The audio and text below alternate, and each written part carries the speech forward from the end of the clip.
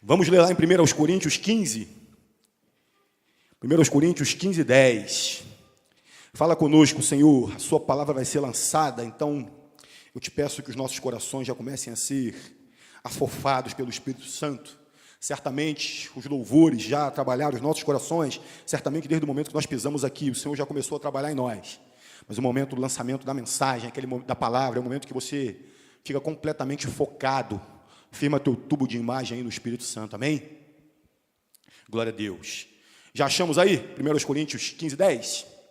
Fala assim, achei aqui, ó. Poucos achei aqui, então vou esperar mais um pouquinho. Glória a Deus. Santo é o Senhor, Santo é o Senhor, Ele está aqui. Fica à vontade entre nós, Espírito Santo. Queremos ser bons anfitriões da sua presença. Queremos ser bons anfitriões da tua presença. Queremos atrair a sua atenção para nós. Aleluia. Aleluias. Podemos, queridos? Partiu? Vamos lá, então. Está assim na versão que eu leio, ó. Mas pela graça de Deus, sou o que sou. E a sua graça para comigo não foi em vão. Antes, trabalhei mais do que todos eles. Contudo, não eu, mas a graça de Deus comigo. Feche seus olhos, deixa a Bíblia aberta nessa hora. Pai, obrigado pela palavra, obrigado pelo lançamento, Senhor, da partícula aqui, Senhor, da Bíblia.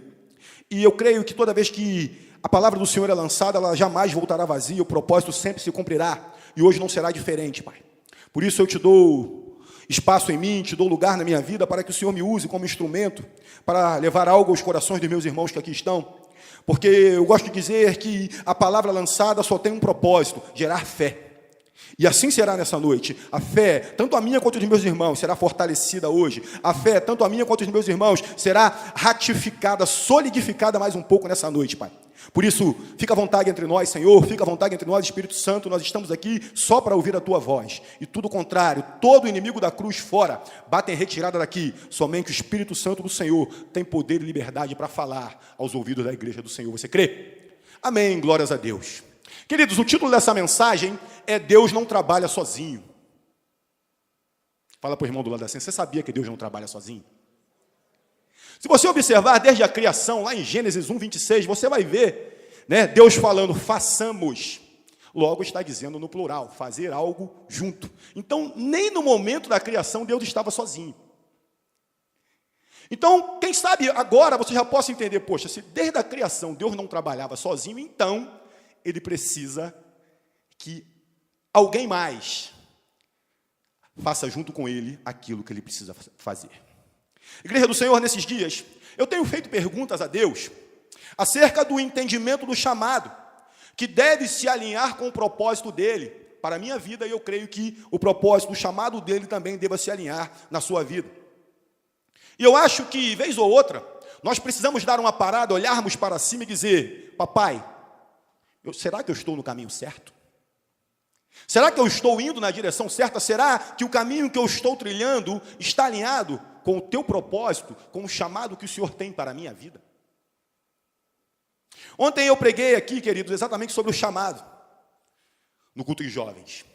E o Senhor nos fez refletir um pouco sobre isso e ver no que nós temos focado as nossas vidas, ao cumprirmos o chamado que nos foi feito por Deus. Nós sabemos que o Senhor faz um chamado fundamental a todos nós, e isso não é para aqueles que têm mais ou menos tempo de caminhada com Ele. É quando Ele fala, ide pregai, ide falai do Evangelho, leva essa mensagem, né? A vida do crente tem 3 etapas. Vinde a mim, como estais. E aí você vem como você está, não como você é, porque como você é, Ele sabe. Quem sabe se você parar agora e olhar para trás, um pouco antes da sua caminhada com o Senhor, você já pode olhar uma diferença grande, falar, poxa, olha como eu estava, olha como eu estou hoje. Mas por melhor que você esteja hoje, ainda não é o final, porque aquele que iniciou a boa obra na sua vida é fiel e vai completá-la, então não está pronta. Amém? Ela está em crescimento, essa obra. Mas o Senhor fala contigo, vinde a mim. E aí você vem, o Senhor te pega, né, te dá aquele trato bonito, penteia teu cabelo, te coloca no colo, mete lá um talco no teu pescoço, te deixa bonito. E aí você começa a caminhar, e aí fala, aprendei de mim que sou manso e humilde de coração. Então você começa a aprender do Senhor, você vem aos cultos, você lê a Bíblia, você ora em casa, né, você fica atento, algumas letras boas de louvores nos instruem muito também, acerca da palavra de Deus, e aí você vai aprendendo do Senhor. Só que em determinado momento ele fala, ide. Ide e levai essa mensagem. Ide e falai para outros que ainda não conhecem esse amor, que ainda não conhecem esse poder. E esse encargo está sobre a minha vida e a tua também. Eu cheguei ontem a comparar as nossas vidas aqui como uma gravura de arte, por exemplo. Se você pegar uma gravura de arte e tirá-la da sua moldura, certamente ela vai se enrolar, ela vai, ficar toda enroladinha ali. E aí, se você levantar para alguém olhar, falar, o que é isso? Alguém pode dizer, isso é uma gravura. Poderá até dizer que é uma gravura bacana, mas não vai conseguir ver o todo. Porque a gravura, embora tenha um potencial para ser um lindo quadro, ela só será completa se estiver dentro da moldura. Agora, observe que a sua vida é esta figura, esta gravura. E a moldura é o propósito, é o chamado de Deus para a tua vida. Você só vai ser pleno, você só vai ser completo dentro da moldura do Senhor. O Senhor tem um projeto para as nossas vidas, queridos. Ele tem um chamado para cada um de nós. Todos nós temos um chamado do Senhor. Isso não é exclusivo para quem prega. Isso não é exclusivo para quem dá aula na escola. Isso não é exclusivo para quem está na recepção. Todos nós, literalmente todos nós, temos um chamado do Senhor. Você crê nisso? Experimente tirar a tela, a gravura da moldura, e você vai ver que ela perde o sentido. Então, a nossa vida, descolada, desconectada do chamado e do propósito de Deus, perde literalmente o sentido. A nossa vida para com o chamado, que vai se alinhar com o propósito de Deus, só vai conseguir ser entendida de uma forma plena se estiver dentro da moldura do chamado de Deus, que é o propósito dele para as nossas vidas. Mas não se engane, porque às vezes vai dar trabalho colocar essa figura na moldura. Às vezes vai dar trabalho. Quem já experimentou colocar uma figura, uma fotografia na moldura e viu que dá um certo trabalho. Às vezes tem que cortar um pouquinho. Às vezes Deus tem que nos aparar um pouquinho para que nós nos encaixemos no chamado que Ele tem para a nossa vida. Às vezes, quando o Senhor nos coloca nessa moldura, tem que dar uma esticada e a gente não gosta. Fica esticadão lá dentro da moldura e aquilo nos incomoda. Então, o fato da gente ter que se enquadrar em algo, às vezes nos tira do lugar comum. Às vezes, quanto maior for a figura e quanto maior for a moldura, mais trabalho dá. Então, quando a gente quer se encaixar numa moldura grande, quando a gente acha que tem um chamado grande, grande trabalho tem para ser realizado também. Hoje o Senhor quer nos dizer que nós fomos chamados a refletir o caráter de Cristo. Esse é um chamado importante que eu e você temos. Nós, enquanto crentes no Senhor, precisamos refletir o caráter de Cristo. Mas jamais deveríamos evitar pensar nas nossas responsabilidades por esperar que Deus faça sozinho tudo. Se eu e você ficarmos esperando que Deus faça tudo sozinho, o caráter dele dificilmente será refletido em nós. Como, por exemplo, ponha a gravura no quadro. Deus quer que nós venhamos a dar o passo para que nós entremos na moldura dele. E eis que vos digo, igreja, ele não vai nos empurrar para isso. Ele não vai enfiar o pé. Entra nessa moldura porque eu quero que você fique aí dentro. Ele não faz isso comigo, ele não faz isso contigo. Porque o nosso Deus é manso e humilde. E, como está lá escrito em Apocalipse, ele fala, eu estou à porta e bato. Ele está sempre batendo na porta. O nosso Deus é um Deus amoroso. Ele é um Deus gentil.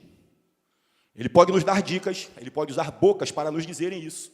Ele pode nos dar sonhos, ele pode nos dar na palavra, quando a gente está lendo, a palavra salta em cima da gente. Mas jamais ele vai nos obrigar a alguma coisa. Mas qual é a nitidez? E quão fidedigno o caráter de Cristo tem sido refletido em nós? Quanto que alguém, ao olhar para mim, olhar para ti, pode dizer algo diferente na sua vida? Você já não é mais a mesma pessoa desde aquele dia que você se entregou a Jesus. O que há de diferente em você? Qual tem sido a qualidade da reprodução que nós fazemos de Cristo em nossas vidas? É possível nós estarmos tão cheios e transformados pelo Espírito de Deus, que saia de nós extraordinariamente a própria natureza do Deus vivo? É possível isso estar acontecendo com a minha vida e com a tua também?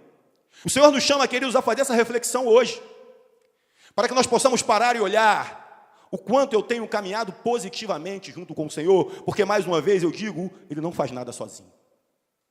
Se eu e você pararmos para pensar sobre isso, iremos entender que a nossa vida deveria servir como uma reprodução do Senhor Jesus. E eu posso provar isso baseado na própria Bíblia. Ouça, Lucas 6,40 está assim: o discípulo não está acima do seu mestre, mas todo aquele que for bem preparado será como o seu mestre. Quem é o seu mestre? Jesus, o Rei da Glória. E se você estiver bem preparado nele, você será igual a ele, diz a palavra. Mais uma, Efésios 5:1. Portanto, sejam imitadores de Deus como filhos amados. É até bom falar filhos amados, porque hoje é o dia dos pais, né? Então a gente se sente filho. Mas nós precisamos ser imitadores do nosso Pai Celestial. Em 1 João 2,6, aquele que afirma que permanece nele deve andar como ele andou. Nós temos andado como Cristo andou nessa terra. Nós temos podido refletir aquilo que ele foi nesta terra enquanto ele andou por aqui. Quando Jesus, assim como o técnico Tite da seleção brasileira, a semana que passou, fez a sua convocação, só que no caso de Jesus ele convocou 12. A sua prioridade naquele momento não foi para que eles pregassem.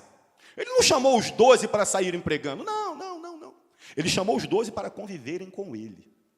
Ele chamou os 12 para estarem juntos com ele. E aqueles homens andaram ao lado de Jesus cerca de 1000 dias. Foi uma imersão de Jesus com força. Eles estiveram durante todo o tempo observando o mestre, como ele falava, como ele se comportava, o que ele fazia. Quando alguém em pecado era posto diante dele, qual era a reação de Jesus? Isso eles acompanharam de perto para poderem aprender dele. A palavra também diz em Marcos 3, de 13 até 15, ouça: Jesus subiu a um monte e chamou a si aqueles que ele quis, os quais vieram para junto dele. Escolheu 12, designou-os como apóstolos, para que estivessem com ele, e depois os enviassem a pregar e tivessem autoridade para expulsar demônios. Ele chamou para estar com eles, e depois de um tempo, depois que eles caminharam com o Senhor, depois que eles aprenderam dele, ele os enviou para expulsar demônios e pregar com autoridade. Jesus sabia muito bem, queridos, que a transformação pessoal que eles receberiam através da comunhão de relacionamento com ele próprio, como eu disse, cerca de 1000 dias andando ao lado do Senhor, seria fundamental para a obra futura que estava sendo edificada na vida de cada um daqueles homens. Era fundamental que eles tivessem esse preparo, e isso falava muito de chamado e de propósito no ministério. O treinamento era fundamental, sem o qual não poderia acontecer. Em outras palavras, Jesus colocou ênfase primária naquilo que eles precisariam se tornar, e não simplesmente no que eles precisariam fazer. O fazer vem sempre depois. Para a obra de Deus em nossas vidas, nós primeiros temos que nos tornar algo que está no coração dele. Precisa haver uma transformação em cada um de nós, para depois nós irmos e fazermos aquilo que ele nos chamou para fazer. Você pegou isso aí no seu espírito? Fala assim para esse convocado aí do teu lado, ó. Uma coisa de cada vez. Foi por meio do tempo daqueles homens com Jesus que eles observaram e aprenderam as suas atitudes, seus valores, as suas prioridades. Vejamos apenas algum desses valores que aquela rapaziada boa aprendeu olhando para Jesus, ó. Eles aprenderam que não deveriam competir e lutar uns contra os outros. Mateus 20, de 20 até 26, é a passagem da mãe pedindo ao Senhor: Senhor, coloca os meus filhos bonitinhos sentados à sua direita e à sua esquerda. Porque eu acho que meus filhos são mais bonitinhos do que os outros. É ou não é uma situação de competição? E o Senhor Jesus simplesmente não aprovou aquele pedido. Ele falou: vocês não têm capacidade de tomarem do cálice que eu irei tomar, embora eles tenham dito: podemos, mas não sabiam do que estavam falando. Eles aprenderam que não deveriam ter atitudes que fossem territoriais e exclusivistas com respeito ao ministério para o qual foram chamados. Você encontra isso lá em Marcos 9, 38 e 39, quando os discípulos queriam impedir que outros pregassem em nome de Jesus. Eles falaram o seguinte: nós somos os discípulos, seremos os apóstolos, e tem outras pessoas que nem fazem parte desse grupo aqui pregando em nome de Jesus. O Senhor está sabendo disso? Ou seja, eles acharam que o ministério era só para eles. E o Senhor simplesmente não aprovou aquela atitude da parte dos seus discípulos. Eles aprenderam que Jesus não vê filhos como incômodo a ser evitado, mas como membros honrosos da família de Deus. Marcos 10, 13 a 16, você vê isso quando ele fala: deixe vir a mim os pequeninos. Os discípulos estavam tentando bloquear para a criançada não vir para cima de Jesus. Ele falou: deixa vir, deles é o reino dos céus. Eles aprenderam também que vingança não era uma resposta apropriada àquele que não recebeu o ministério de Jesus. Os discípulos aprenderam isso. Você vê em Lucas 9, 51 até 55. Quando eles viram para o Senhor e falam: Senhor, quer que nós oremos para cair fogo do céu e matar toda essa raça de miseráveis que não sabem quem você é? Também receberam uma reprimenda da parte do Senhor. Eles aprenderam que era correto cumprir as suas obrigações civis. Mateus 17, 24 a 26. Pagar ou não pagar impostos a Roma? Então vejam, queridos, que andando com Jesus e olhando como ele se comportava frente a várias situações da vida, eles foram aprendendo como o Senhor pensava. E quanto ao apóstolo Paulo, hein? Será que aquele homem aprendeu com o Senhor? O Espírito de Deus trabalhou tão profundamente no íntimo daquele homem, na vida dele, que às vezes parecia que ele estava lutando contra ele mesmo. Parecia que ele estava diante de uma situação que ele não sabia quem ele era. Sou eu ou é Deus em mim? O Senhor estava trabalhando tão fortemente nele, que ele já tinha dúvida em determinados momentos. Tanto que a palavra diz, Gálatas 2:20, estou crucificado com Cristo, logo já não sou eu quem vive, mas Cristo vive em mim. Gerou uma mistura tão grande nele. Jesus ficou tão entranhado nas células dele, que ele já tinha dúvida se era ele ou se era o Senhor agindo através dele. 1 Coríntios, como nós lemos, 15:10, trabalhei muito mais do que todos eles, todavia não era eu, mas a graça de Deus comigo. Veja, que se não é um dilema muito bonito para a gente viver. É um dilema, é fato. Ele não sabia se era eu ou se era o Senhor, mas é um dilema bonito para se viver. Sou eu ou é o Senhor trabalhando em mim? E a obra interior do Espírito de Deus, dentro do espírito humano de Paulo, trabalhou no espírito dele, foi tamanha que ele disse: eu vivo ou eu trabalhei. Mas depois, ele parava, raciocinava um pouco, pensava direitinho, e logo em seguida esclarecia: mas realmente não era eu, pelo menos não era eu sozinho. Pelo menos eu não estava sozinho nessa parada. Ou não era apenas eu e Cristo, vivendo e operando através de mim. Portanto, éramos os dois. Hoje, queridos, o Espírito Santo vai fazer que algumas travas espirituais caiam em muitos aqui. Porque certamente existem pessoas que pensam que Deus vai fazer sozinho, que só depender de Deus basta, e nós veremos que não é só isso na vida de um cristão genuíno. Paulo não acreditava que Cristo, habitando dentro dele, significasse que tudo havia sido colocado numa situação de passividade. Nós, enquanto crentes no Senhor Jesus, também temos que entender que a nossa vida não é de passividade frente àquilo que Ele nos chamou para fazer. E o que é o cara passivo? O cara que não se mexe, só espera, como diz o hino nacional, que eu acho que daí que vem tanta coisa ruim, deitado eternamente em berço esplêndido. Não é um espírito de inatividade ou de irresponsabilidade, se é que você está me entendendo nisso. Certamente, ele descansava na obra acabada de Cristo. Certamente, a obra acabada de Cristo é uma só, a salvação. Amém? Isso basta para nós, sabermos que nele, pelo sangue dele derramado em favor de nós, nós temos a salvação garantida nele. Isso é a obra acabada do Senhor. Sabia que Deus era a fonte de toda a vida e o poder dentro dele, mas também ele reconhecia que era um participante ativo com Deus na obra e no chamado. Isso ele entendeu muito rapidamente. Ele admitia a sua completa dependência de Deus, mas também reconhecia que Deus desejava a sua cooperação, desejava o seu envolvimento ativo no servir, desejava que ele fosse um homem obediente e cumpridor dos planos celestiais para a vida dele. Ele tinha que entender isso, caso contrário dava ruim. Caso contrário, ele não conseguiria ser tudo aquilo que ele foi, conforme o propósito de Deus na vida dele. Repita aí: cooperação, envolvimento, obediência e cumprimento do meu chamado é o que Deus espera de mim. Você falou isso com convicção no seu coração? É isso que o Senhor espera de mim, é isso que Ele espera de ti. Ele espera que sejamos cooperadores do reino. Cooperador é aquele que trabalha junto. Ele quer que sejamos envolvidos com as coisas do reino. Envolvido é aquele que faz parte, que está dentro. Ele quer que sejamos obedientes à palavra e obedientes à orientação que nos é dada. E Ele quer que nós façamos o cumprimento de todo o sonho que Ele teve a respeito de cada um de nós. Por exemplo, Paulo disse em Colossenses 1:29, para isso eu me esforço, lutando conforme a sua força que atua poderosamente em mim. Portanto, voltando à questão anterior, era Paulo ou era Deus? Era Paulo ou era Deus? Não dá para a gente responder essa questão com apenas era Deus também. Não dá para a gente responder essa questão, era Deus ou era Paulo. Mas nós precisamos claramente responder isso dizendo, eram ambos.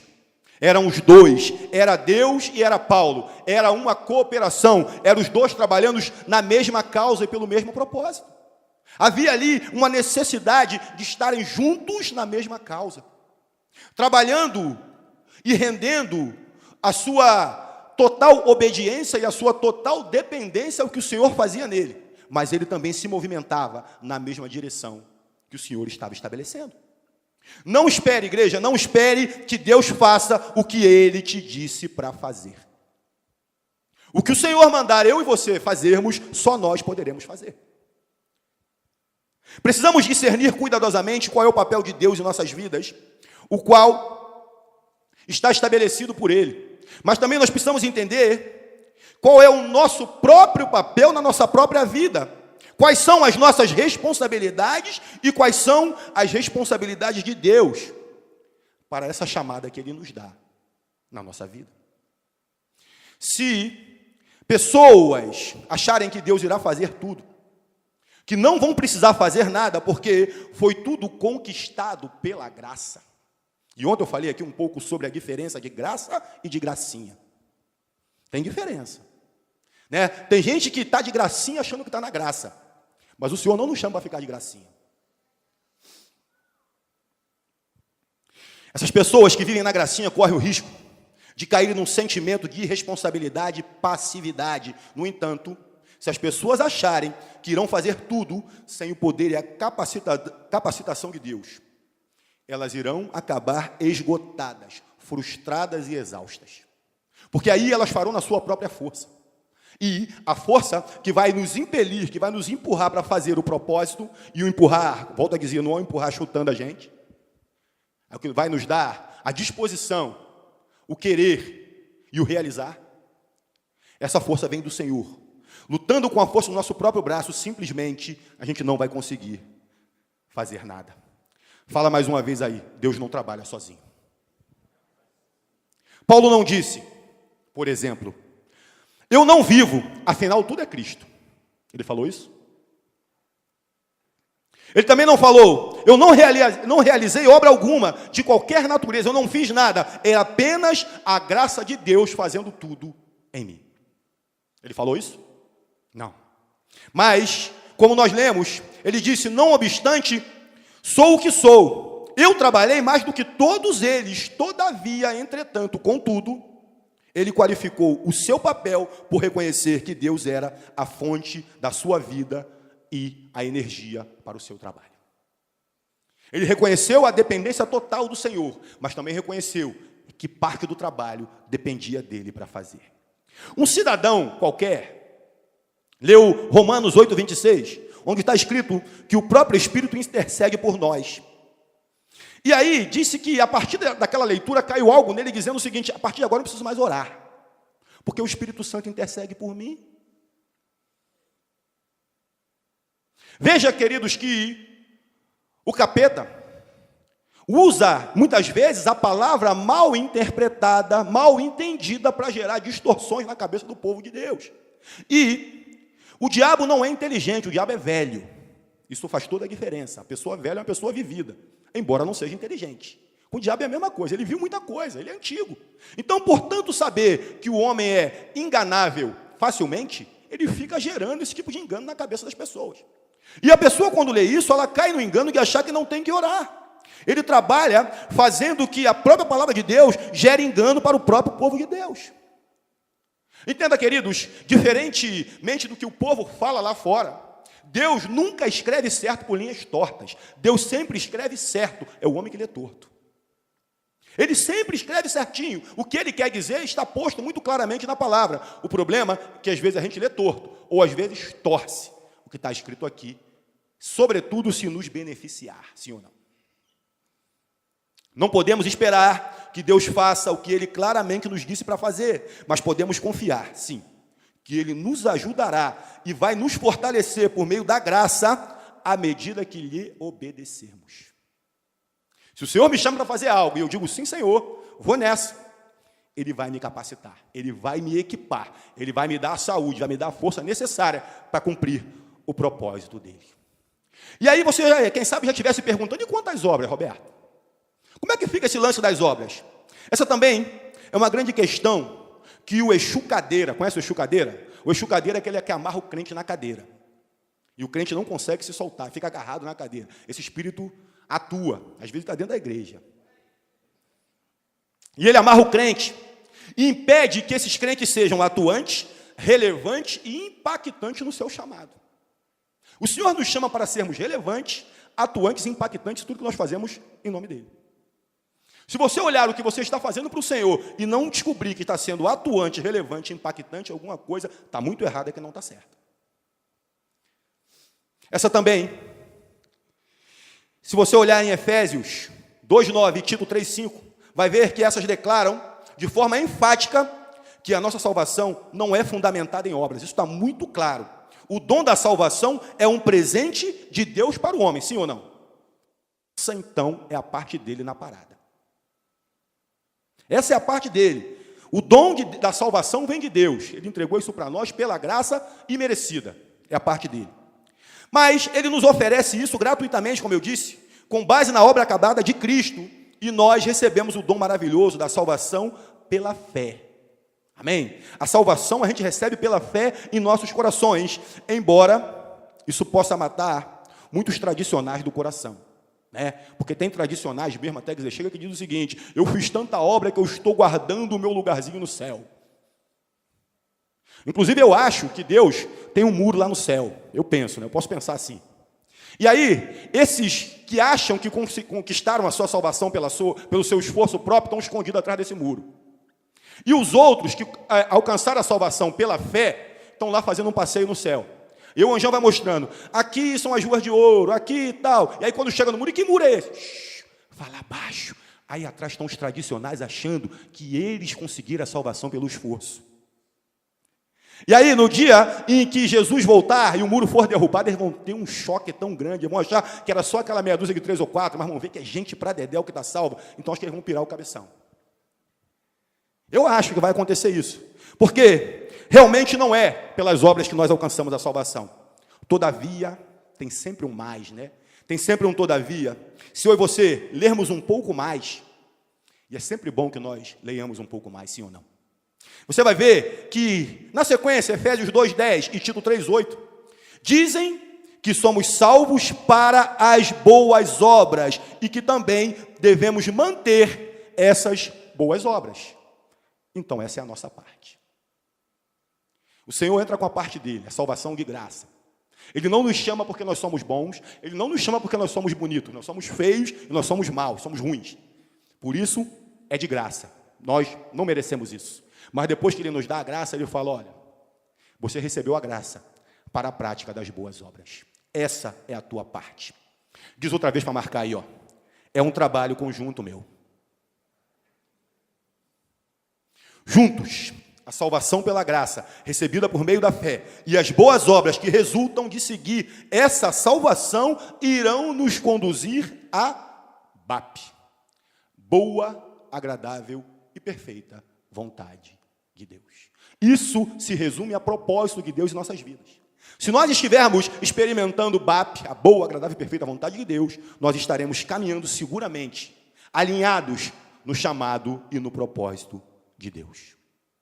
Veja que isso não representa uma contradição, pelo contrário, é uma progressão. Salvação, é claro, começa com Deus nos salvando, quando éramos completamente incapazes de salvar sequer a nossa sombra. Completamente incapazes. Entretanto, uma vez que Ele nos fez seus filhos por intermédio da fé, aleluias por isso, Ele opera em nós com a finalidade do que é lido em Filipenses, tornar-se uma realidade também em nossas vidas. Filipenses 2,13. Pois é Deus que efetua em vocês tanto o querer quanto o realizar de acordo com a boa vontade dele. Amém? Você recebeu a salvação do Senhor, Ele começa a gerar dentro de você um querer e te dá a capacidade para realizar. Ele não fala que Ele executa em você o querer e Ele realiza. Ele coloca em você o querer e o realizar. Então depende de quem, jovem? Depende de quem, querido e querida? Não é a nossa própria força, porque Deus está o tempo todo operando de maneira eficaz em nós. Ele está nos energizando, criando em nós o poder e o desejo. Esse desejo aí que arde no seu coração, quem sabe, por uma causa nobre no Senhor, foi Ele que colocou dentro de você. Ambos, o querer e o realizar, para o seu bom prazer. E aí você vai ter a satisfação de saber que você está caminhando a passos largos para a direção de Ibape. Então, é você ou é Deus? Não é você e também não é Deus exclusivamente. É Deus operando em você e você se rendendo de forma submissa à direção e à vontade dele na sua vida. Obediência é a palavra, obediência é a direção, é entender o que o Senhor quer, dizer sim, Senhor, usa-me a mim. Todos nós temos que um dia dizermos sim para o Senhor, usa-me a mim naquilo que o Senhor quer me usar. Quem sabe o Senhor esteja te impelindo, te chamando para fazer algo que você acha muito simples. Pequenos começos, queridos. Precisamos começar de forma pequena. À medida que nós formos trabalhando, à medida que nós formos dizendo sim para o Senhor, correspondendo positivamente àquilo que Ele nos chama, nós vamos sendo promovidos no reino de Deus. Quem quer promoção do Senhor aí? Só que promoção representa trabalho. Quanto mais promovido no reino de Deus, mais trabalho a gente tem nessa terra. Você vê que uma pessoa que tem grande reconhecimento é um homem de Deus, uma mulher de Deus. Veja o quanto ele trabalha para o Senhor nessa terra.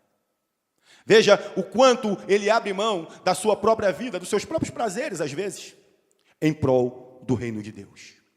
Jamais por força ou por violência, porque nós temos que querer este operar de Deus em nós. E o versículo que precede essa declaração fala aos crentes para desenvolverem a sua salvação em temor e tremor. Ouça Filipenses 2,12. Assim, meus amados, como sempre, vocês obedeceram não apenas em minha presença, porém, muito mais agora na minha ausência. Ponham em ação, repita, ponham em ação, para trabalhar, para se desenvolver, a salvação de vocês com temor e tremor. Ele fala, põe a sua salvação em ação. Aquilo que o Senhor liberou sobre a sua vida, faça crescer. Amém? Quando ele diz faça crescer, não quer dizer que você tem dúvida se está salvo, não é isso. É que a salvação do Senhor tem que gerar dentro de mim e de você algo mais. Tem que nos impelir a fazer algo diferente em prol do reino. Caso contrário, querido, o Exu Cadeira está segurando a gente com força. Não tem jeito. Se eu e você não entendermos que há um chamado, há um propósito nas nossas vidas enquanto crente, que nós não fomos chamados simplesmente para ficar sentado na cadeira, o Exu Cadeira já está nos segurando faz tempo. Percebamos que Paulo não disse para trabalharmos para a nossa salvação, ao contrário. Ele disse para nós desenvolvermos a salvação. A versão diz, ponha em ação, executem o propósito e complete totalmente aquilo que já foi iniciado. Esta, a própria salvação, em reverência, amor e tremor. Reverência, amor e tremor é o que ele pede que nós façamos quando estivermos trabalhando, colocando a nossa salvação em ação. Estamos assentados com Cristo nos lugares celestiais, Efésios 2,6. Mas também temos que andar neste mundo, como está em Efésios 4,1. Então temos que resistir contra as forças espirituais do mal, conforme está em Efésios 6,10. Estar assentado não significa estar deitado em berço esplêndido. Estar assentado com o Senhor fala de descansar na obra acabada de Cristo, que é a salvação. Ao passo que andar e resistir significa que devemos agir de acordo com a obra acabada de Cristo. Agir, fazer algo, nos movimentar na direção de ter uma ação da nossa parte. Quem está me entendendo nisso tudo aí? Há algo que eu e você precisamos fazer, querido. O Senhor está falando claramente ao meu coração e ao seu coração hoje. Deixe isso penetrar em você. Abra o seu coração para receber essa palavra. Que isso gere em você um inconformismo consigo próprio. Quem sabe agora você já começa a falar, poxa, é verdade, eu não estou fazendo nada. Quem sabe lá na hora do seu almoço, no seu trabalho, na hora que você vai orar pela refeição, você ora pela refeição, amém? Graças a Deus. Então, você ora pela sua refeição lá, e aí tem uma pessoa do teu lado. Aí a pessoa fica olhando, né? Pô, você orar pela refeição, e fala, está precisando de uma oração aí? Já pegou o cara. Aí o cara, minha mãe está doente, então é agora que eu vou orar por ela. Amém? É a hora que você acabou de conhecer a pessoa, né? E aí, aperta a mão da pessoa, a paz do Senhor, não. A paz da pessoa vai falar, pô, não estou na igreja, né? Mas você começa a conversar sobre um assunto que certamente vai introduzir ali a possibilidade de você falar de Jesus. É a hora que você está sendo usado, é a hora que você está deixando esse corpício aí ser usado pelo Espírito Santo do Senhor. Amém, queridos? E quanto à purificação? Deus nos purifica ou nós purificamos a nós mesmos? Como é que é isso? Cada cristão certamente se regozija de todo o coração no fato de que Deus, através do sangue de Jesus Cristo, nos purificou de todo o pecado, sim ou não? Somos felizes por causa disso. Na verdade, lemos essa grandiosa verdade em Hebreus 9,14. Muito mais o sangue de Cristo, que pelo Espírito Eterno, a si mesmo se ofereceu sem mácula a Deus, purificará a nossa consciência das obras mortais, das obras mortas, para servirmos ao Deus vivo.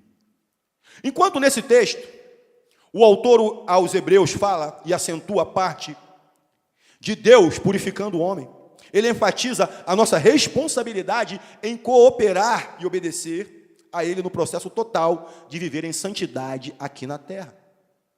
Segundo a carta aos Coríntios, que faz o fechamento desse entendimento, se você precisa ler a carta aos Hebreus 9,14, em complementação com 2 aos Coríntios 7,1, que diz o seguinte: amados, visto que temos essas promessas, purifiquemo-nos de tudo o que contamina o corpo e o espírito, aperfeiçoando a santidade no temor de Deus.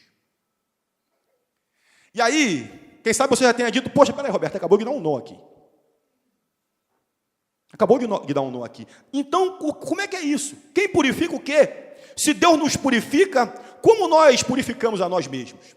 Se Deus faz isso conosco, não seria desnecessário eu trabalhar para essa purificação também? Essa é uma pergunta lógica que você poderia ter feito.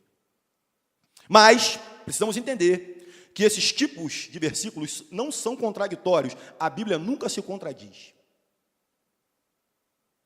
Contraditório é aquele que tenta provar que a Bíblia é contraditória. Ela jamais vai se contradizer. Esses versículos são complementares, porque já estamos entendendo hoje aqui que existe um lado de Deus, na nossa redenção, o que Ele fez por nós, e o lado do homem, como nós respondemos e agimos a respeito do que Ele já fez. Caso contrário, ninguém precisaria confessar Jesus como Senhor e Salvador da sua vida. Se fosse tão simples assim, o Senhor já liberou pela graça a salvação para todos, mas só que a palavra diz que foi para muitos, não foi para todos. Todos é diferente de muitos. Então, você entenda que existe algo que eu e você também precisamos fazer. A carta aos Efésios ilustra isso de forma clara e perfeita. Veja que os capítulos de 1 a 3, se você ler ali a carta aos Efésios, pode ser resumido como a palavra feito. Você vai ver tudo o que Jesus fez na sua obra maravilhosamente redentora em favor do homem. Está tudo lá. Aqueles 3 primeiros capítulos de Efésios enfatiza que Cristo já fez muita coisa por nós. Nesses capítulos, nós encontramos que fomos abençoados com toda a sorte de bênçãos espirituais nas regiões celestiais. Posso ouvir um amém? 1:3. Fomos aceitos no amado. O amado quem é? Jesus. 1,6. E que estamos assentados com Cristo nos lugares celestiais. Tudo isso fala daquilo que ele já fez em nós e por nós. Mas, como eu disse, é importante que a gente leia, continue lendo.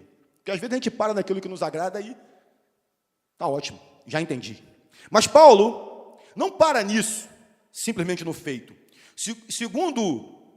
Seguindo o texto aqui, a gente vê que nos versos de 4 a 6, ele instrui os crentes acerca do fazer. De 1 a 3 ele vai falando, Cristo fez, Cristo é, nele, com ele, tudo lindo, maravilhoso, a parte dele. Só que depois ele começa a dizer no que nós temos que fazer. Ele fala do que nós devemos fazer, como devemos viver à luz do que Cristo fez por nós. A Bíblia não ensina simplesmente sobre a vida espiritual que recebemos de Cristo, mas também ensina a respeito do estilo de vida prático que nós devemos levar por causa da obra que ele fez por nós. Isso fala para mim e para você que a gente não vai ser crente só na igreja. A vida com Jesus precisa ser uma vida prática, verdadeira, todo dia, toda hora, muito de com força pra caramba, a beça. Tem que ser, queridos. Não dá para ser só na igreja, não dá para ser só num domingo, só numa quarta, só num sábado. Tem que ser todo dia. Esse refletir de Cristo em nós tem que ser todo dia. Efésios 4:1 dá o tom para o restante da epístola. Rogo-vos, pois, eu, prisioneiro do Senhor, que andeis de modo digno da vocação a que fostes chamado. Ande de modo digno, ande de modo respeitável, ande de modo aprovável na vocação a que foste chamado. O Senhor nos chamou para irmos e pregarmos, levarmos o evangelho a toda criatura. Então nós temos que viver uma vida digna, uma vida que seja complementar a tudo isso que nós estamos falando. Caso contrário, vai ser balela e ninguém vai acreditar numa palavra do que a gente fala. Como eu posso dizer que Cristo renova um homem se a minha vida não mostra renovo algum? Como eu posso dizer que Cristo liberta se eu continuo preso às coisas do passado e não consigo me soltar delas? Como eu posso dizer que Jesus é amor se eu não amo a minha esposa, não amo os meus filhos? Se eu não amo o irmão? Se eu não tenho compaixão por alguém que está necessitado? É Deus ou somos nós? A verdade, queridos, que somos participantes. Na verdade, nós todos somos participantes nos feitos dele para conosco. Nós precisamos entender isso o tempo todo. E que hoje, mais uma vez, eu repito, seja destravado isso em você no mundo espiritual. Somos participantes. Deus faz a sua parte, nós fazemos a nossa parte. Judas 24 diz, e poderoso para vos guardar de tropeços. 1 Pedro 1,5 diz que nós somos guardados pelo poder de Deus. A parte de Deus é claramente declarada, mas, à medida que nós vamos lendo outras passagens, vamos observando que também temos uma parte a ser cumprida. João disse, aquele que é nascido de Deus não vive em pecado. Essa é a nossa parte. Fala assim, é a minha parte. Não viver em pecado é a parte que nós temos. Poxa, Roberto, mas se eu pecar, filhinhos, rogo-vos para que não pequem, mas se pecarem, nós temos o advogado fiel que intercede junto ao Pai, dia e noite, pela minha vida e pela tua também. Amém? Na Bíblia não está previsto que a gente não vai pecar nunca. Não está previsto isso. Está dizendo lá, rogo que não pequem. Oriento-vos para que não pequem, mas se você pecar, saiba que Ele é perdoador, misericordiosamente perdoador, para dizer para o Pai, Pai, ele errou, mas está se esforçando para acertar. Amém, queridos? Há um esforço. Há um esforço. Nós precisamos entender isso de uma maneira muito clara em nossas cabeças. Esforcem-se para ser de santos. Há um esforço na santificação que nós todos precisamos passar por ele. Também disse, 1 João 5,18, filhinhos, guardai-vos dos ídolos. 1 João 5,21, Judas também instruiu os crentes, guardai-vos no amor de Deus. Tiago até mesmo disse, em um componente da pura religião, que é a si mesmo guardar-se incontaminado do mundo. Tiago 1,27. Toda religião, né? Embora nós não preguemos religião, embora nós preguemos a Cristo, Cristo não veio nos trazer, não veio dizer sigam essa religião. Ele falou, sigam a mim. Amém? Eu sou o caminho. Mas uma coisa que é comum a qualquer religião é que nós nos guardemos incontaminados do mundo. Isso é fundamental para a minha vida e para a sua vida também. Paulo disse que Cristo entregou-se a si mesmo por nós, para que ele pudesse purificar para si mesmo um povo exclusivamente seu. Tito 2,14. Depois disse a Timóteo, conserva-te a ti mesmo puro, 1 Timóteo 5,22. E o apóstolo João finalmente disse, a si mesmo se purifica todo o que nele tem esta esperança, assim como ele é puro, 1 João 3,33. Fale para o brother aí do teu lado, tem coisa para a gente fazer também. Tem coisa para a gente fazer também, querido. O sangue de Jesus nos purifica. O sangue de Jesus nos lava. Mas nós precisamos manter essa purificação em nós. Senão, a gente fica como a porca lavada. Quem já ouviu a passagem da porca lavada aqui? Vem a palavra, lava a porca, fica limpinha, aí solta a porca, o que ela vai fazer? Volta para rolar na lama. Nós não podemos ser igual a porca lavada. Nós precisamos continuar no processo de purificação e santificação que Jesus estabeleceu para as nossas vidas. Precisamos andar para frente, querido, não podemos andar para trás. Ontem também eu falei aqui com os jovens que o Senhor pega os nossos erros, os nossos pecados, Ele fala que deles não se lembra mais. Fala que lança no mar do esquecimento, sim ou não? Só que o mar do esquecimento, ele é proibido. Só Ele tem acesso.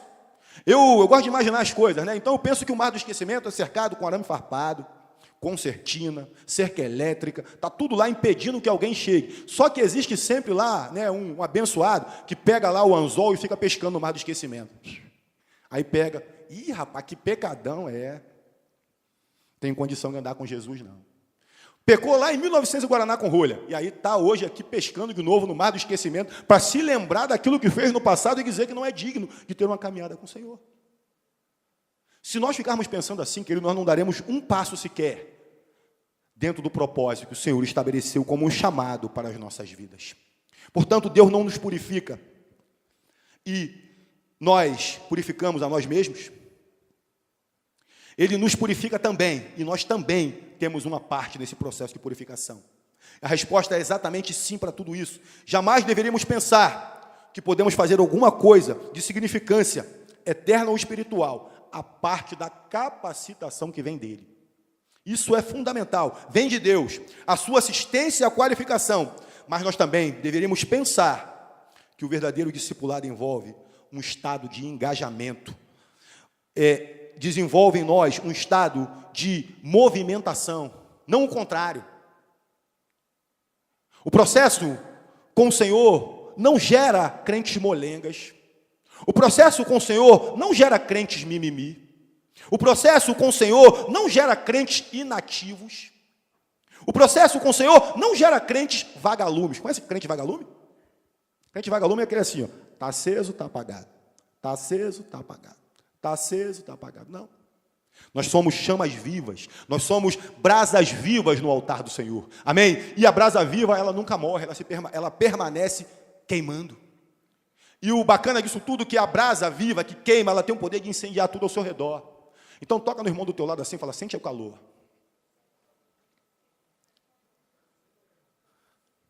A maravilhosa obra de Cristo não anula a nossa responsabilidade. Não anula a responsabilidade de sermos praticantes da palavra. Tiago 1:22. À medida que nós confiamos e seguimos o Senhor Jesus, nós ativamente nos rendemos, obedecemos e cooperamos com o seu plano de propósito que está sendo executado em nossas vidas. Cooperar é a parte fundamental. Trabalhar junto. Trabalhar dentro do propósito. E o propósito do Senhor é tão maravilhoso que nunca envolve nós sozinhos. O Senhor não nos chamou para ser um exército de um homem só. Sempre envolve muita gente, sempre está vinculando outras vidas. Por isso que nós somos chamados corpo, por isso que nós somos igreja, nós precisamos estar juntos. Porque juntos nós somos muito mais fortes do que separados. Todo homem que se isolou da palavra de Deus, ele foi presa fácil para o capeta. Pode observar, todo aquele que andou sozinho, não tinha com quem dividir o seu coração, não tinha com quem pedir uma opinião, certamente deu ruim para ele. Certamente a coisa deu ruim para ele. Então o Senhor nos chama a congregar, andarmos juntos uns com os outros, orarmos uns pelos outros, dar uma palavra de conforto. No momento que tem alguém caído do teu lado, você dá a mão, ajuda a levantar. Aí você já está começando a entrar no centro do propósito de Deus para a sua vida. E quanto a ser qualificado para isso, exatamente como a ilustração que eu já citei, existe a parte de Deus e existe a parte do homem nessa obra. Isso precisa ficar muito claro, que tudo que eu já falei aqui para você hoje, gostaria que você levasse contigo. Existe a parte de Deus, mas também existe a minha parte. Isso é muito importante você guardar. E esse processo é um processo de qualificação. Deus providencia toda a matéria-prima, seu chamado, seu propósito, seu espírito, seus dons e a sua orientação. Tudo isso vem dele. Tudo isso não vem de nós, é dom de Deus. Ele nos dá tudo isso: chamado, propósito, espírito, dons e orientação. E o esforço depende de nós. É como a mistura para bolo, né? Eu gosto sempre de citar. A mistura para bolo tem um potencial para ser um bolo. Mas enquanto ela está na despensa fechadinha, ela é só uma mistura para bolo. Para que ela vire um bolo, o que vai precisar? Empenho. Alguém tem que se mexer, pegar a mistura, tirar do armário, colocar na mesa, juntar os ingredientes e fazer força. Ah, mas tem a máquina, a batedeira lá, mas vai ter um gasto de energia elétrica. Então tem sempre um esforço. Tem sempre um esforço envolvido. Com os nossos dons e tudo aquilo que o Senhor colocou dentro de nós para ser usado em prol do reino, é a mesma coisa. Já está aí dentro. Amém? Já está dentro de você. Não precisa procurar muito, não, está aí dentro. Basta que você deixe que o Senhor revele e basta que você diga sim. Porque não adianta ele te revelar, porque se ele já sabe que no seu coração tem um sonoro não. Não adianta ele te mexer para isso, se ele sabe que você vai dizer ainda não. Não adianta ele falar vamos, e você falar estou muito ocupado. Não tenho tempo para falar do seu amor. Não consigo abrir a minha boca. O que te impede de falar? O que te impede de deixar exalar de você esse amor? O que te dificulta dizer que Jesus é bom, que Ele te salvou, que Ele escreveu a tua história de novo e pode fazer isso com a vida daquela pessoa que está ao seu lado também? Nesses dias, queridos, eu creio que o Senhor tem colocado pessoas sedentas ao nosso lado. No nosso trabalho, no ônibus, na condução, na faculdade, no colégio, na vizinhança, no condomínio, no elevador, quem sabe? Na padaria. O Senhor tem colocado pessoas necessitando de um veículo, de um canal de bênção. E quem sabe hoje, você esteja entendendo que esse canal de bênção se chama você mesmo. Recebemos tudo isso e permitimos que Ele influencie as nossas vidas. Ele nos qualifica e nós andamos nessa esfera de qualificação. Ele faz isso, mas nós participamos de tudo isso junto com Ele. Se nós não entendermos que Ele não faz nada sozinho, se nós não entendermos que Ele precisa agir em nós e por meio de nós, fica tudo como Dante no quartel de Abrantes. Nada muda. Nada muda. A gente precisa se deixar ser movimentado nessa direção. Precisa entender, eu tenho um chamado. Fala assim, eu tenho um chamado. E jamais irei abrir mão dele. Você crê? Você confessa isso com fé no seu coração? Dá um glória a Deus bem forte, fica de pé em nome de Jesus. Fica de pé em nome de Jesus. O pessoal do louvor pode vir.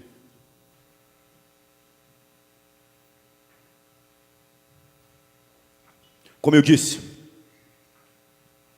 o Espírito do Senhor está querendo gerar em nós, queridos, um destravamento no mundo espiritual. Não se desconecte daqui, não. Continue pensando, continue deixando ruminar dentro de você tudo aquilo que te foi dado como informação essa noite. E essa informação só vai virar uma ação na sua vida se você disser hoje para o Senhor, Pai, eis-me aqui. Assim como você acabou de confessar aí, mas se isso for uma verdade em você, você não vai sair daqui hoje. Você não sairá daqui hoje sem receber esse destravamento no mundo espiritual. Você hoje precisa entender que você é um poderoso instrumento nas mãos do Senhor. Embora isso não agrade nem um pingo ao inimigo das nossas almas. Quando você declara que é um instrumento nas mãos do Senhor, quando você diz, eis-me aqui, Senhor, usa-me a mim, certamente ele não se agrada. Certamente ele vai ficar furioso. Mas eu tenho uma notícia para te dar. Eu tenho uma notícia para dar ao seu coração nessa noite. Embora o inimigo ruja ao derredor, tentando tragar, embora o inimigo esteja tentando te intimidar com os seus rugidos, ele não é um leão, porque o leão é só um. Só há um leão na palavra de Deus. Amém? E esse leão é Jesus, o leão da tribo de Judá. Satanás não passa de um ratinho com um megafone. Ele fica ali com o megafone tentando te intimidar, e até nisso ele é mentiroso. Até nisso ele é mentiroso, porque ele faz você pensar que ele é mais do que ele é, mas ele não passa de um cachorro na coleira do Senhor e só vai até onde o Senhor permite que ele vá. Entenda isso, não tenha medo. Se deixe ser usado pelo Senhor, porque o Senhor, com a mão poderosa dele, vai te proteger, vai te guardar. Mas entenda que isso não quer dizer para o seu coração que você vai ser livrado das dificuldades, não. Isso não vai acontecer, querido, porque Jesus também não nos engana. Ele diz que nesse mundo nós passaremos por aflições. Isso fala que da mesma forma que Deus não livrou Daniel da cova dos leões, Ele também faz conosco. Mas dentro da cova, aquele rapaz foi livrado. Da mesma maneira que Ele não livrou Sadraque, Mesaque e Abignego de serem lançados na fornalha, Ele não vai nos livrar muitas vezes de sermos lançados, mas dentro da fornalha Ele entra comigo, dentro da fornalha Ele entra contigo, e está lá o quarto homem que age, que intercede, que faz com que você não saia nem chamuscado, nem com cheiro de fogo na sua roupa.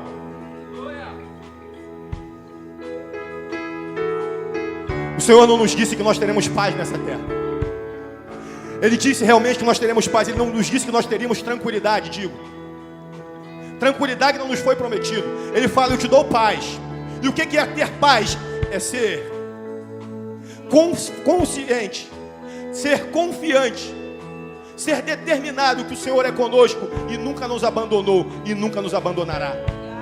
O Deus a quem você serve não conhece derrota. E se você é filho dele, você também não conhecerá derrota. Creia nisso que com força, agarre isso, fixe no seu coração, o meu Deus é um vitorioso, e se Ele é um vitorioso, e eu creio que Ele é, eu também sou. Dificuldade você não vai me vencer, prostração você não vai me vencer, desânimo você não vai me vencer, depressão você não vai me prender na minha casa. Falta de recursos, falta de dinheiro, você não vai impedir que eu fale do amor de Jesus para todo mundo que está ao meu redor.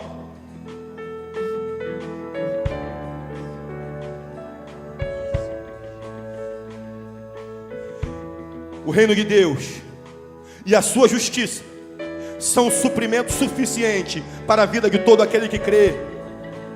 E todas as outras coisas lhe serão acrescentadas. Assim promete a palavra. Nós iremos louvar agora. Eu peço que você vá fazendo aí as suas afirmações perante o Senhor. Vá falando aí mesmo na cara do inimigo que ele não pode, ele não tem poder para te parar. E você vai cumprir o seu chamado, sim. Você vai desempenhar o propósito de Deus na sua vida, sim. Por mais simples que pareça, mas não é tão simples assim. Às vezes você acha que é muito pequenininho, mas começa com pequenas coisas. Se deixa falar aí um pouquinho do amor de Jesus para a pessoa que trabalha contigo. Se deixa dizer aí, ó, esse Deus a quem eu sirvo é maravilhoso. Não deixe que o inimigo te engane. Não permita que o diabo te cale. Não se permita ser impedido de realizar o propósito maravilhoso de Deus na sua vida. Em nome de Jesus.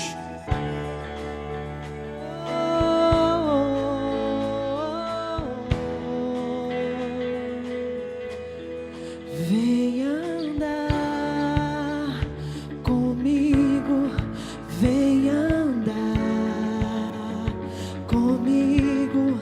Não é tão tarde, não é tão tarde para ti. Eu tenho um plano pra ti, eu tenho um plano para ti.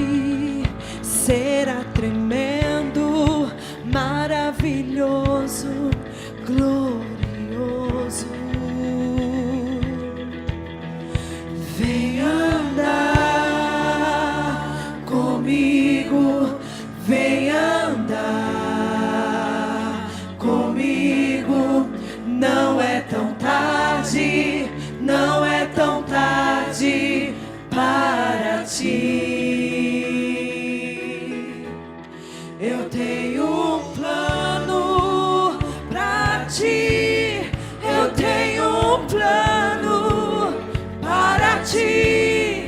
Será tremendo, maravilhoso, glorioso.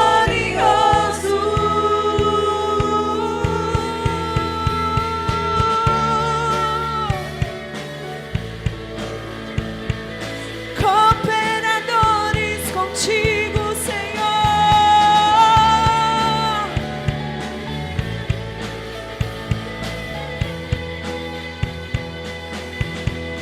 Vem andar comigo, vem andar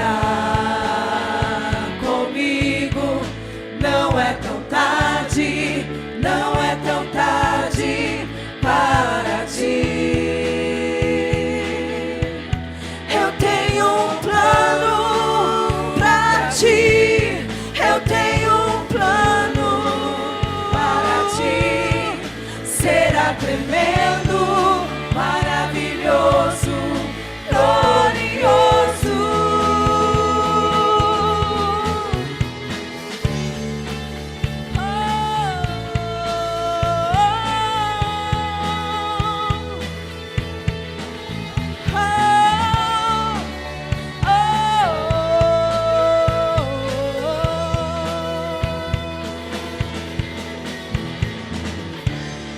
Abre teu coração, deixa Deus entrar. É Deus. Abre teu coração, deixa Deus entrar.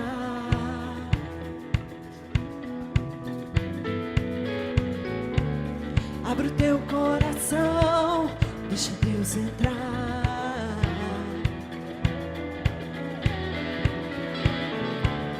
Abre o teu coração, deixa Deus entrar. Oh, abre o teu coração, deixa Deus entrar.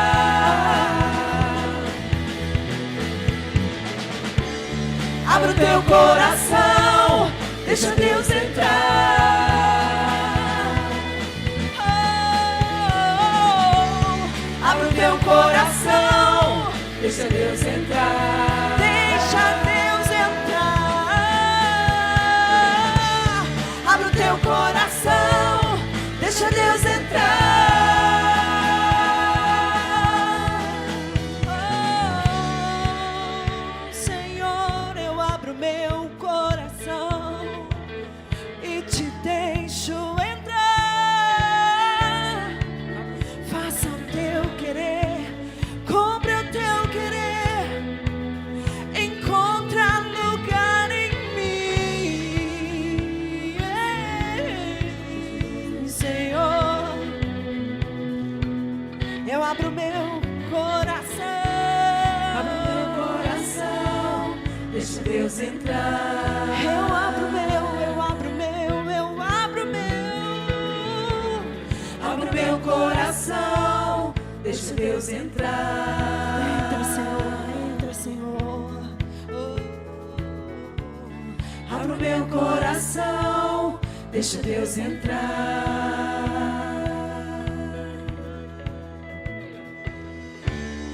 Abro meu coração, deixa Deus entrar.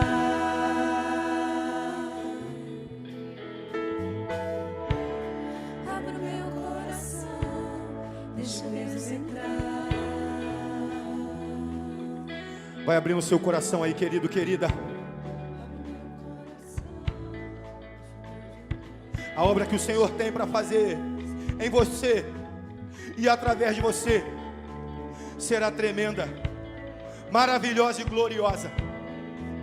A obra que o Senhor tem preparado para fazer através de você e em você é o grandioso. A palavra diz que nem olhos viram, nem ouvidos ouviram, nem jamais subiu ao coração de nenhum homem aquilo que Ele tem preparado para fazer em prol daquele que o ama.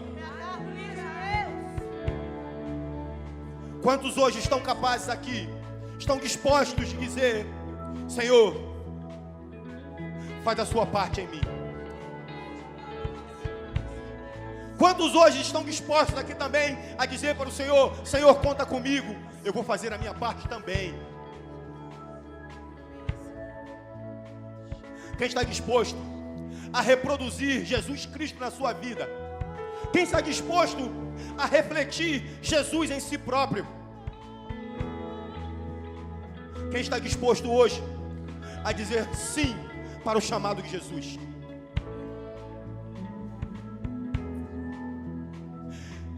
O Espírito Santo me pede para que todos nós oremos. E se você disse sim, para Senhor, faz a tua obra em mim.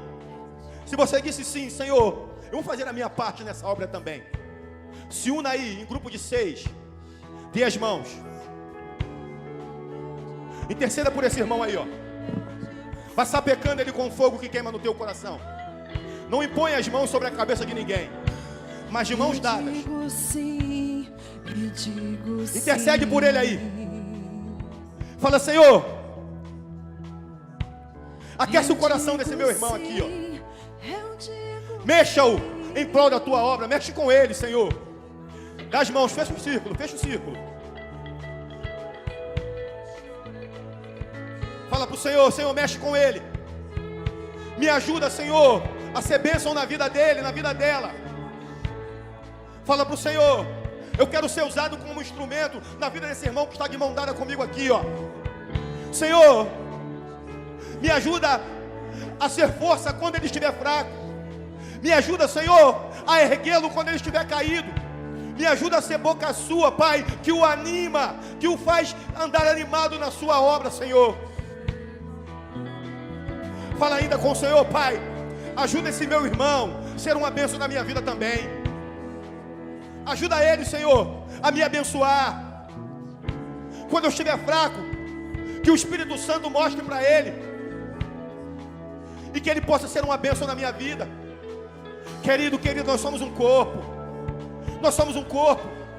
E quando um membro do corpo está fraco, todo o corpo padece de dores.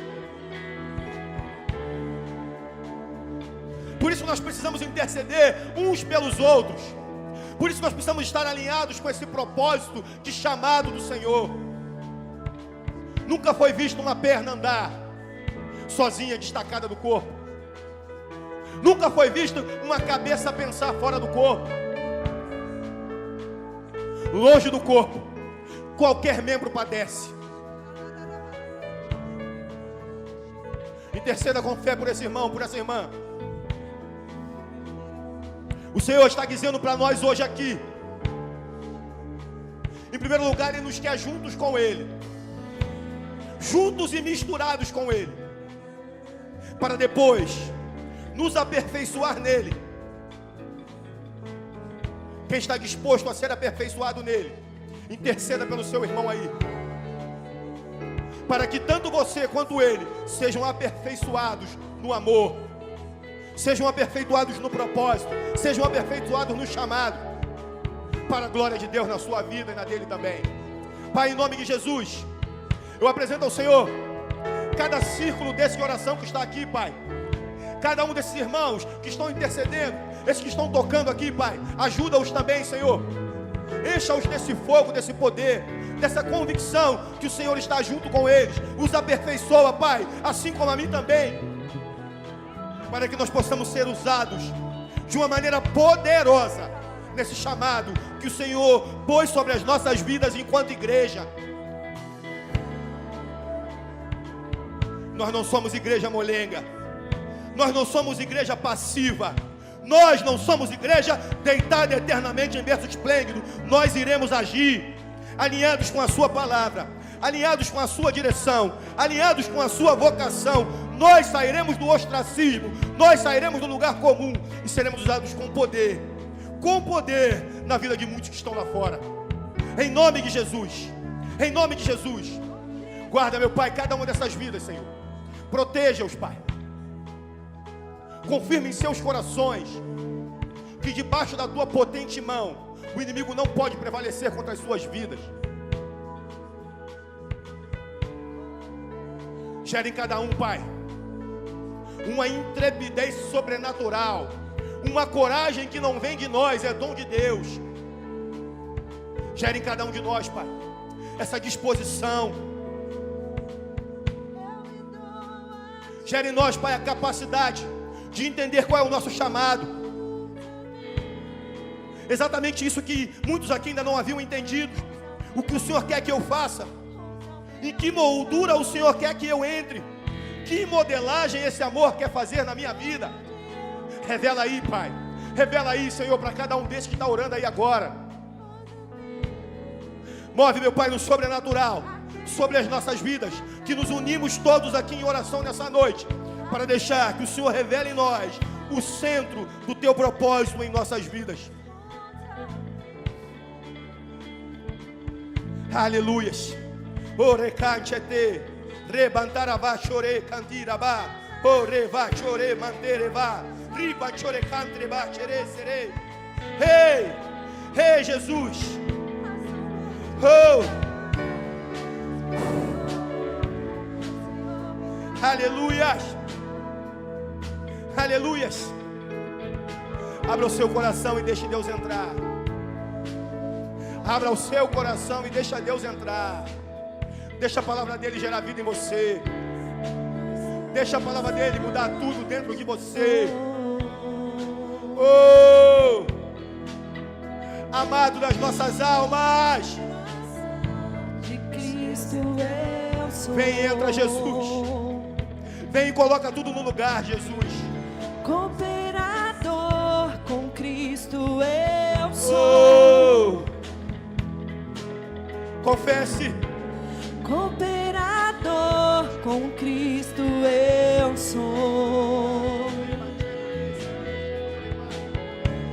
Cooperador com Cristo eu sou.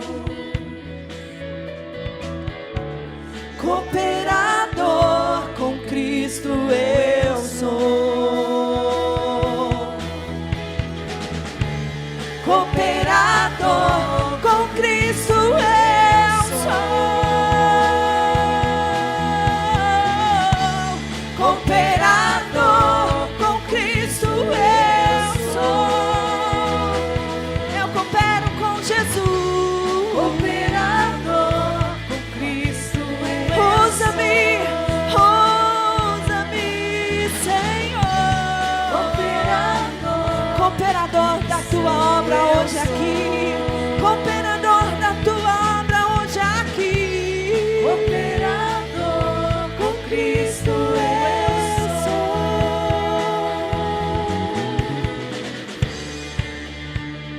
Aleluias. Aleluias. Glórias a Deus. Glórias a Deus. Glórias a Deus. Entenda, querido, querida, que o nosso Deus é um Deus de princípios. Ele tem certos princípios muito desenvolvidos, muito estabelecidos na sua palavra, na direção que Ele dá para nós. E quando nós quebramos esses princípios, quando nós, ao invés de termos um crescimento de vida com Jesus, nós andamos para trás, nós deixamos o velho homem renascer. Quando nós não evoluímos com o Senhor, quando nós não temos um progresso de vida com Ele, o velho homem começa a renascer. E quando o velho homem renasce, sai de nós o nosso pior. Tudo aquilo que você não gostava de ser, acaba querendo voltar. Então, em nome de Jesus, que hoje você decida a olhar para o teu chamado, o teu propósito de uma maneira muito séria. Porque um crente sem chamado e sem propósito é um crente muito frágil. E ele tem um risco muito grande de voltar a ser o que era no passado. Quem sabe você até hoje tenha sido um crente vacilante e não entenda vacilante como vacilão. Vacilante é aquele que não tem firmeza. Quem sabe até hoje você tenha sido instável, sobe e desce, um dia está em cima, outro dia está embaixo. Isso tem acontecido na tua vida, porque até hoje você não tinha dito sim para o chamado e o propósito de Deus na tua vida. Você era como uma gravura sem moldura. Mas o Senhor hoje coloca a sua vida, coloca você numa linda moldura e mostra para você e levanta você para que o inimigo saiba que a partir de hoje há um chamado, há um propósito sobre a tua vida. Você entendeu isso, não vai abrir mão disso e dirá para o inimigo: diabo, sai da minha frente, porque dentro da moldura de Jesus, dentro da moldura do Senhor, eu sou infalível, eu sou invencível, você não pode ir contra mim, sai da minha frente. Se você veio por um caminho, vai fugir por outros 7, em nome de Jesus. Você crê? Você crê? Aplauda o Senhor. Aleluia! Honra, glória e louvor a Ti, Senhor, que é o único digno de receber, o único. A Ele a honra, a Ele a glória, somente a Ele todo louvor, glórias sejam dados ao nosso Deus. Amém.